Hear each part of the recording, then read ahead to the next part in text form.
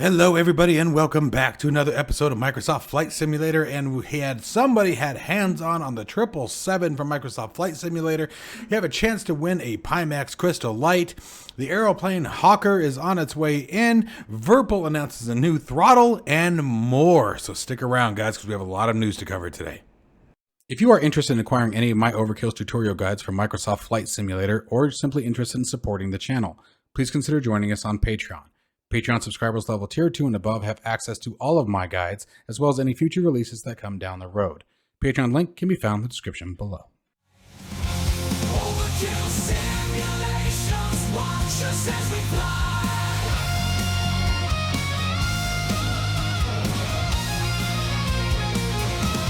Overkill simulations, a thrill will never die. All right, you guys, first up, the win, or the chance to win a Pimax Crystal Light is on the table here.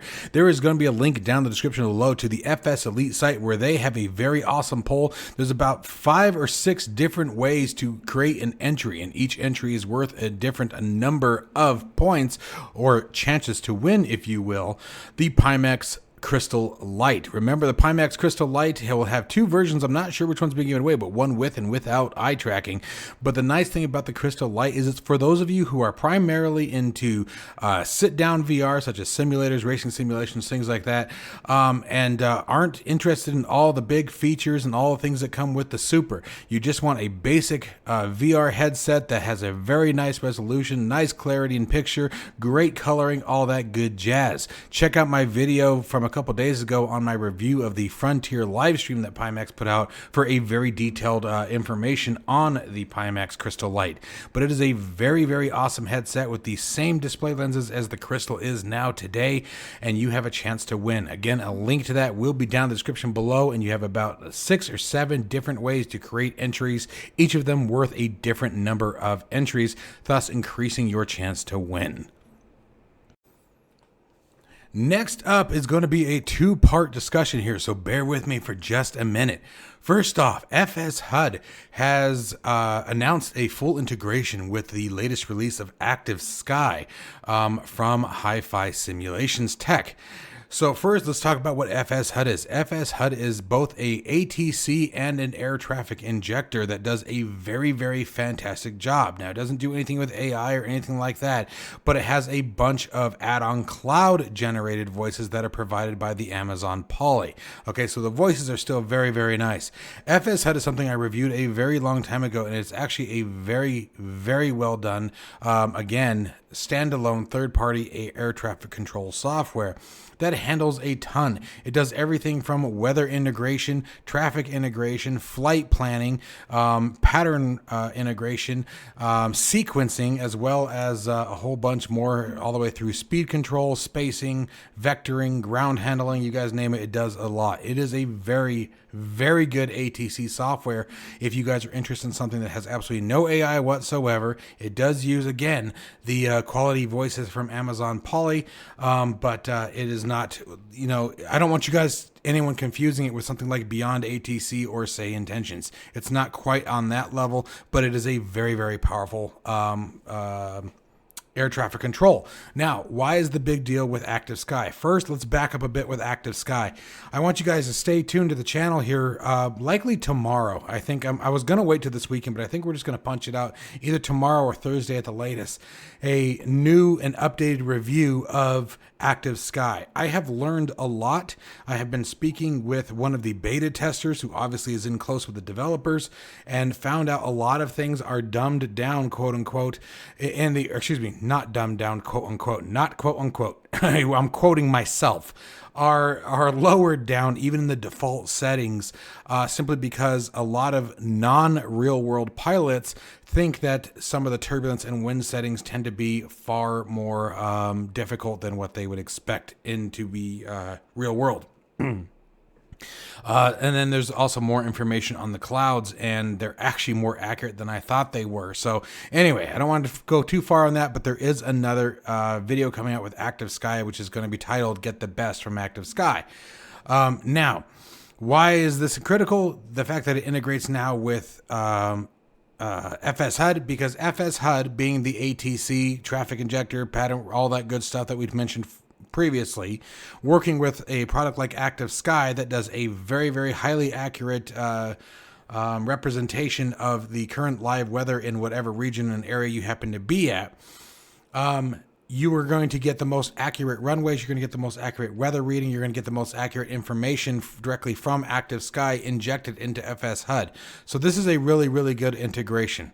Anyways, I will do my best to put a link to both products down in the description below if you guys are interested in checking them out. They are certainly fantastic and have their place in the sim. And again, stay tuned for an updated review on ActiveSky, because it's far better than what we thought it was and can do far more than what we think it does, and is doing it far better than what we've seen it doing. So stay tuned on that. Aeroplane Heaven putting themselves back on the mark once again with the release of the Hawker. The Hawker is on an inbound, you guys. Now, the Hawker is going to be a great tie-in with things like the British Spitfire as well as the Lancaster. Now, we don't have any new information about the variants of Spitfires that Aeroplane Heaven is working on, nor do we have any kind of release information on the Lancaster or any new updated information on it. But the Hawker is on its way. You guys can see it here actively flying around in Microsoft Flight Simulator. The detail work and sounds and things like that seem to be right on point. It is a very, very cool aircraft. But as you guys can see here, it is a very, very cool airplane. It's going to be a very, very nice tie-in with the Spitfire. It's going to have tons of ground equipment and things like that around the aircraft to sort of further enhance that immersive experience that they're bringing to the simulator with this aircraft. I'm personally pretty excited for this one. The Hawker Hurricane is a pretty badass little plane, to be quite honest, and I think it's going to be a lot of fun flying around in formation with it. I do want to start doing things like that. There are so many Warbird aircraft available in Microsoft Flight Simulator today. I think it'd be cool to do like an old Warbirds kind of demo, kind of, group flight thing where we, do some sort of air show or something like that. I think it'd be a fun community event, and I haven't done anything quite a while with the community, and maybe this will be a nice way to tie it all together. All right, you guys, so now coming into news from PMDG. The wonderful guys over at FSHud got their hands on the 777 from Microsoft Flight Simulator over at FS Weekend. They actually got a chance to get in the cockpit and do some VFR flying with it. They didn't have the time to get into the FMC and things like that, but they definitely got to get on board. A few things they pointed out right out of the gate was that the sounds are absolutely phenomenal. The texturing of the cockpit textures for the aircraft, and they also managed to get the scaling right to where you have the very nice and large cockpit of the 777s. Here we've got a few screenshots on FSHud's website of sort of what they were seeing. And again, sporting that same beige coloring that Boeing is so noted for, especially with the 777 and the 747. I actually really like the beige look. I don't know why. I don't know what it brings, but there's something about it that is very appealing to me. It's a neat color combo than something that we see in some of the other aircraft. But I really like what they're doing. I actually saw somebody make a comment one day that the scaling makes it even harder to fly in simulation, or just looks fake or cheap. And I don't understand that comment. And this was a while back. And I'm not shooting anybody down. Everybody's welcome to their own opinion. But I think that especially when we get into like virtual reality, and I really hope that PMDG does a good job of optimizing this one for VR, because I think this would be a fun one. Having the very large body aircraft in virtual reality with the cockpit size that will match it, I think is going to be a really, really cool experience. The 777 is something that I've been personally waiting for a very long time. There's two aircraft that I cannot wait, and I've actually got news on the next one too. But it's been the three. I'll say there's three. We have the fly-by-wire A380, the PMDG 777, and the Bluebird Simulations 757. I think are three of the big jets that I'm really waiting for.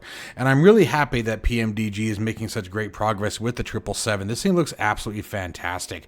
I am thoroughly impressed with this. This is such a big freaking plane, and yet at the same token, it doesn't look near as complex as you would think that it is.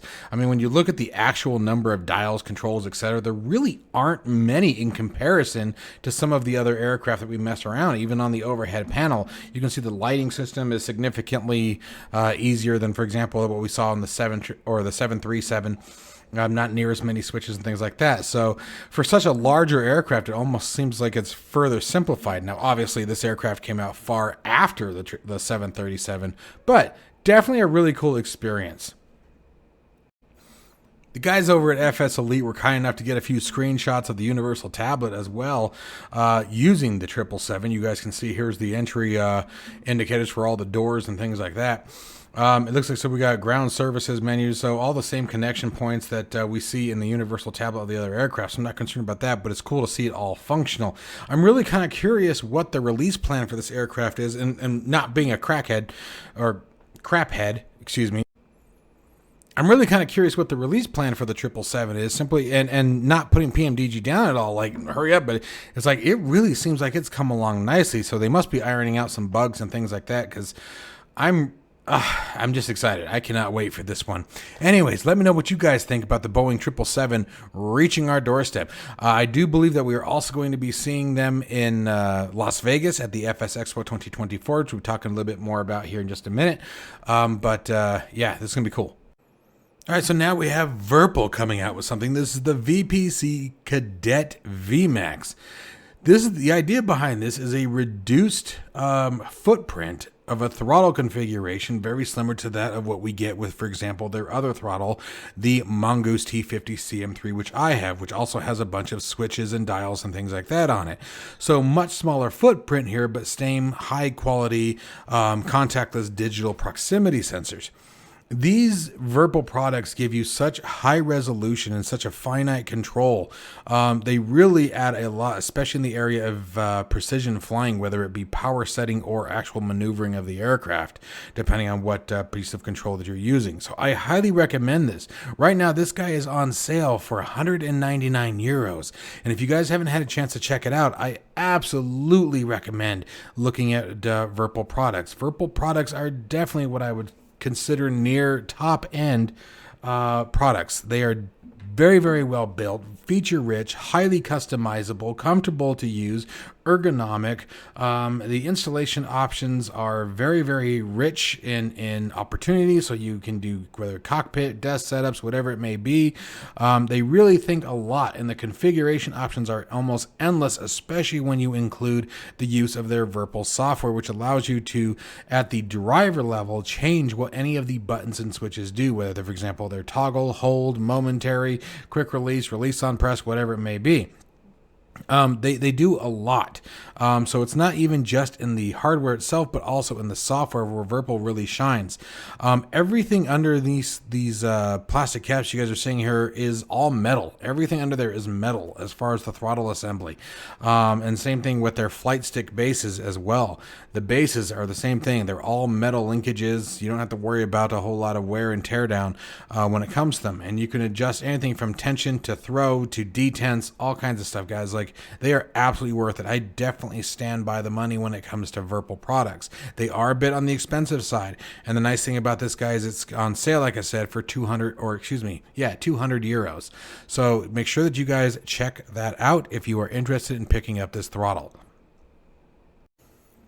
Bluebird Simulations announced that they are going to be at Flight Sim Expo 2024, and they're going to be doing a large preview and announcement on Friday. The announcements will start, or seminars, excuse me, will start at 1 p.m. Vegas time, so local time in Vegas. In which case that Bluebird Simulations has announced that the cockpit textures are now on what they are deeming as version 5 and coming along very nicely, looking great, and that there will be a surprise at the end of the presentation, although obviously no lead into what that is. They have stated on the social media they are not discussing any kind of release plans yet as far as release dates or timelines.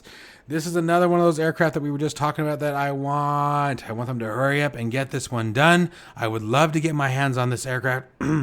This aircraft is so freaking cool. There's just something about the 757, both the 5.7 and the 6.7. I don't know what makes them so iconic. I don't know what makes them so noticeable, but there's just something about the way that they are designed that they just stand out as just freaking cool aircraft. Anyway, so if you guys are not coming to Flight Sim Expo 2024, you should. You should, okay? And if this is the only reason why, I mean, it really sums it all up, right? I'm just kidding. I really hope that you guys all do find a way, if you are interested, to make it over to Las Vegas for Flight Sim Expo 2024, and we'll talk a little bit more about that in just a second. Finally, for Flight Sim Expo 2024, you guys, we'll talk about a few things here, but here are some of the exhibitors. These are not all of them yet, but who will be on board at or in Las Vegas at the Rio Hotel.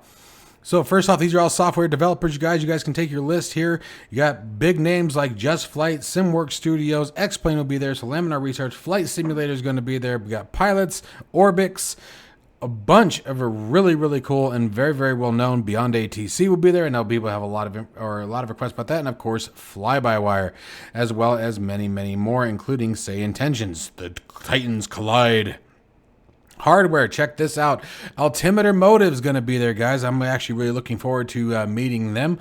We'll have Real Sim Gear, SimFab, guys. They do an absolutely amazing job of creating some really cool cockpits if you guys are interested that are very modular. DOF Reality is going to be there this year. That's the same motion pit that I have here in the cockpit room, as well as WinWing. I don't think that I've ever seen WinWing there before at the Flight Sim Expo. I could be mistaken, but I don't recall seeing them last year, that's for sure. So this is going to be a super awesome time, guys. I also can tell you Virpil's going to be there. Oh, there they are right there. Thrustmaster, of course, going to be on the mark there. So it's a really good time to see a little bit of everything, guys. Check this out. Real world aviation and training. Here's some few options that are going to be there, guys, where you guys can get some really cool information if you guys are interested in moving forward in real world operation. So, Flight Sim Expo, when is it happening? June 21st through the 23rd of 2024. Now, I'm going to go ahead and take you guys straight to the big news. Here's the registration numbers if you guys are interested. Use the link down in my description below if you guys are interested in registering for the Flight Sim Expo. You can also save a bit of money, guys, if you go to the travel site or the travel link here, and it will actually give you some discounts based on what it is that you're looking for, even right down to airfare, depending on who you choose to fly with. I'm coming in on Southwest. Yes, looking for those piano landings. I'm kidding. But I really hope there aren't any Southwest pilots that hear this. But anyways, as always, folks, I hope you guys found the information in today's news video useful, helpful, and exciting. I know I'm very excited. I think 2024 is going to be a big year for flight simulation all around. As always, folks, stay safe and healthy, and I'll see you in the next one.